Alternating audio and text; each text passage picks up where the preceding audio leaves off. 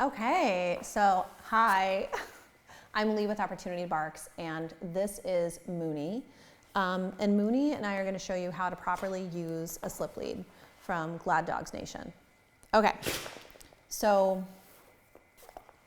with a slip lead, the first thing to just get comfortable with or like aware of is that this is a leash and collar all in one that slides right over your dog's head. And then you want to push the leash down, so this should fit slightly high on the neck. And then there's this little metal thing that you want to slide down, and this is like your toggle. And your toggle will help keep your leash secure when the collar is over your dog's head. So with the toggle properly secured, your dog should not be able to slide out of the slip leash. It should not be able to go over their head. Now, when fitting the slip leash and figuring out how you're going to put it on your dog, he loves a good butt scratch, guys. It's the best. Okay, buddy. If your dog is traditionally walked on the left, you're going to put the leash on, the slip lead on as like a P shape going over your dog's, like the letter P going over their head. If they're on the right, it goes on as a Q. Just to explain why that is that the system of the use of the slip lead is to add a little bit of tension and release tension. So when you release tension, ideally your leash is getting slack.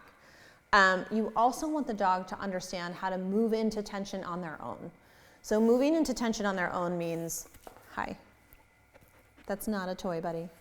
Out, thank you. Moving into tension on their own means they pull against the leash, and we want them to understand that if they move into pressure, that they can feel that, and then they can either stop and kind of negotiate that, but to not continue to pull against a slip leash.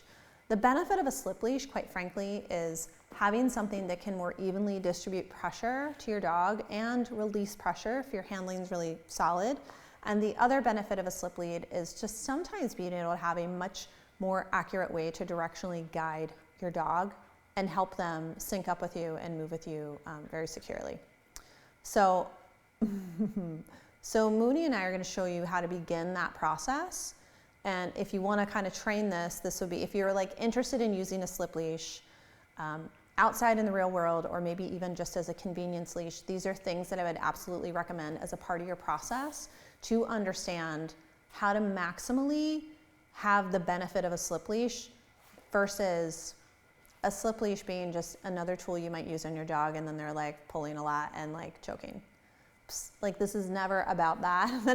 The goal is never to have your dog choking on this. So making sure that they're educated about what pressure is and release of pressure and having them kind of problem solve that alongside of you is, hey buddy, it's a really nice way to make sure that you're maximally effective in the real world. So we're going to show you how to get that started. So Mooney and I are just going to show you how to start like the idea of moving on a slip leash. And the idea is for the dog to move into tension on their own and to understand how to kind of move off of it and pause with you.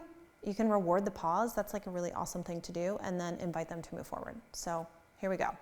Just going to talk to him before I start moving. We're on a nice slack leash. Mooney, okay, let's go. We're going to move. We're going to stop. Wait. He moves into the tension of the leash. He kind of moves back. I'm going to make sure that this is nice and slack. Good weight. At the weight, I'm going to feed him a little bit. Good job, buddy. Okay, let's go. Wait. Good. Now this is a guy that knows some things. So if you have a dog that has no previous training, come here, you may want to even do this on the full length of the leash. Wait. Good. Like you're trying to have them not just crank into the collar or the leash. You want them to kind of like cruise to a stop, like they're stopping at a stop sign, and feel that and process that and have a minute. Let's go. Wait. Good. Good. Now, if you're having difficulty getting the dog to leave your body, what you could do is keep the leash quite short and toss some food. You will give them an opportunity to move into the end of the leash. Good. And then when they move off of it and collect themselves, which basically just means you're able to stand there and you're not restraining the dog to keep the dog with you. You're actually just sharing space, and the dog's like, okay, there's a limitation of the leash and there's nowhere for me to go. Then you're good to go. Now, if you want to guide the dog's movement, ideally, your movement itself is meaningful to the dog. And if you move, they're like with you. However, we all have moments with our dogs where we're moving away from them and our movement is actually not super relevant to them. Burn to us. But if you need to use the leash to guide them, as you may, you're going to go low and kind of guide from the chin or the shoulder. So it might look like this. Nope. You might go rhythmic with a little bit of pressure to kind of cue the dog into you. Good job, buddy. But what you're not going to do is like, whoop, come here. What you're trying not to do is handle your leash just like any other leash.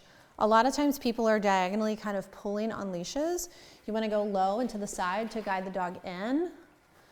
And the whole idea of a slip leash is to make, to amplify guidance, but make it effective with very minimal amounts of tension. So if you have a dog that's like a big puller, I would suggest introducing this indoors. If you have a dog that's actually pretty good on a leash already and you've just never used this tool, same thing, I'd introduce it inside. I'd practice lots of directional changes with your movement, pace changes. I'd practice moving away from things that are interesting. Yes, good job, buddy. And yeah, take your time with introducing this tool, but it could make a really, really, really huge improvement in your ability to guide your dog's movement and to leash walk them. And if so, amazing. So we just want to show you how to use this with nuance so your dog can understand this good amplification tool in your communication and you can get the maximum benefit of understanding how to use this. Have fun.